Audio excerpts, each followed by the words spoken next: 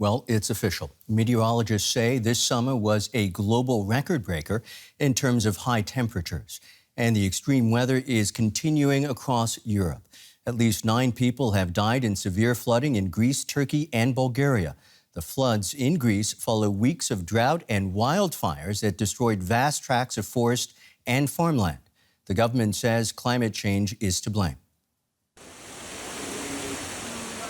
Water cascades through the narrow streets of Greek towns and cities. As here, on the island of Skiathos. On the nearby mainland, the mayor of regional capital Volos begs his fellow citizens to seek shelter.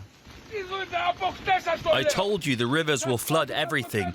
You have no idea how much water is still to come. This here is only the beginning. The whole city will be flooded.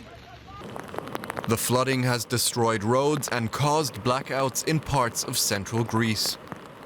After a long stretch of drought, the arid ground is unable to suck up the water masses.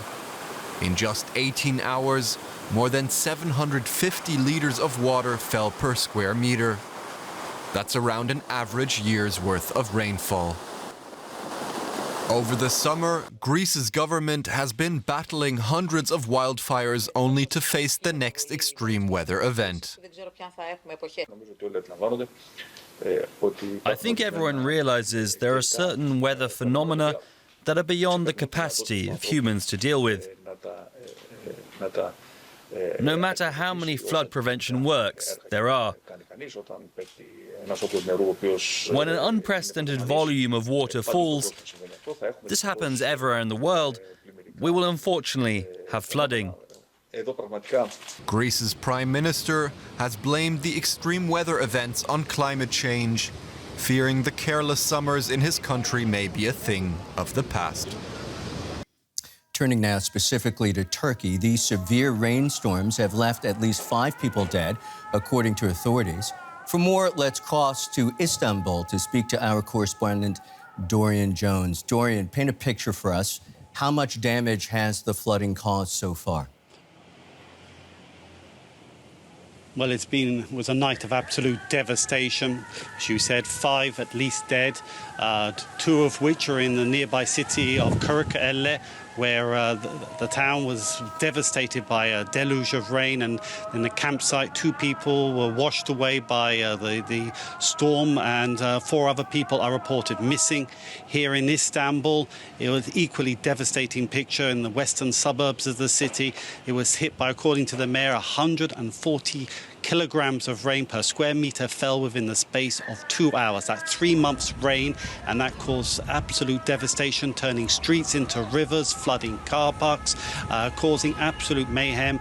According to authorities, at least 1,700 homes have been damaged, many of them completely destroyed. The government have announced that there will be assistance to those who have suffered damage, but now they're engaged in a massive cleaning up operation and trying to get the city back on its feet again. Dorian, we've seen some pretty dramatic images of the flooding in Istanbul. What happened there? Well, I think the problem was just the sheer ferocity and volume of water falling in such a short period of time. There was a public library in one of the suburbs where people were trapped in the building as the water enveloped the building. People had to move up to the 2nd floor as the whole building was inundated by water.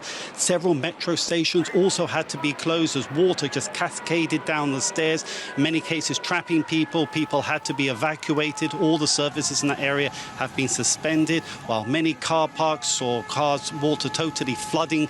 There was people who were calling for assistance, so their cars were trapped in underpasses. There's been massive emergency operations going all through the night to get to these people.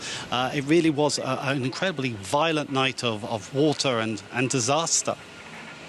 A violent night of water and disaster. I imagine that thousands of people will be looking to the skies in the coming days. What's the forecast for today and the foreseeable future? Are authorities worried? Well, thankfully, it seems the forecast for now, at least, is that there's going to be good weather with strong winds for at least another week. Now, those winds will be very important to help just dry out the city, and that will be welcome to the operations being run by the city mayor to clean up the city. But the concern will be in the next week or so, because traditionally, weather storms that have hit Greece in many cases move eastward towards Istanbul, and there will be an alert that those floods and storms that have hit Greece could ultimately be arriving in Turkey. And there is rain being forecast for a week's time. So the authorities will be on alert that this isn't the end of this terrible night of rain and flooding. And the authorities will be hoping that, again, they will dodge a bullet of more storms, but they are prepared for more to come. That's DW correspondent Dorian Jones. As ever, many thanks, Dorian. Let's cross now to our correspondent in Athens. Sofia Kleftaki is covering these floods. Sofia, give us a sense of how the floods are impacting people in Greece and how much damage they've done so far. Well, things are getting worse from minute to minute, especially in Magnesia in central Greece, where Storm Daniel started. It hit Volos yesterday, and the heavy rainfalls continue throughout the night. Another person was reported dead by the Hellenic Fire Service on 10:30 local time, and this is the fear of everyone that this number will rise. So in other regions of Greece, it doesn't look better. In Evia, in Karditsa, and parts of the Peloponnese. Daniel hit Athens this morning. Slightly was raining around 8:30. Right now it stopped, but like 10 minutes ago there was like a storm. So everyone tried to get some protection and ran into shops near the city center. So Daniel will continue for now, and people are hoping for it to stop, and the only thing they can do for now at least is just wait. So the rains are continuing. Are authorities telling people to brace for further flooding there?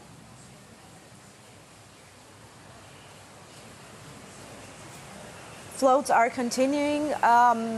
It's expected at least for the next 24 hours, and the authorities are sending the warning messages to evacuate. However, some messages came too late, such as we saw in Volos, where those huge amounts of water were carried down from Mount Pelion and really caused a huge catastrophe.